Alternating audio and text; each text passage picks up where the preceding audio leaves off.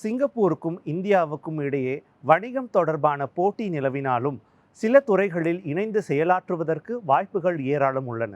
இரு நாடுகளும் 60 ஆண்டுகால அரச தந்திர உறவை பறைசாற்றும் வேளையில் துணை பிரதமர் கான் கிம் யோங் இந்திய தலைநகர் புதுடெல்லி சென்றுள்ளார். இந்தியாவுக்கும் சிங்கப்பூருக்கும் இடையிலான 3வது அமைச்சர் நிலை வட்டமேசை சந்திப்பில் பங்கேற்ற அவர் நீடித்த நிலைத்தன்மை, மின்னிலக்கமயமாதல், திறன் மேம்பாடு, சுகாதாரம், மருத்துவம், உற்பத்தி மேம்பாடு உள்ளிட்ட 6 துறைகள் தொடர்பில் கலந்துரையாடினார்.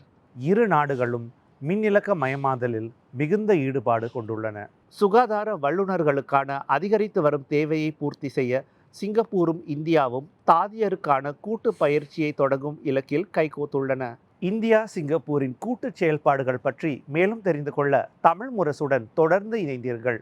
தமிழ் முரசுக்காக கி. ஜனார்த்தனன்.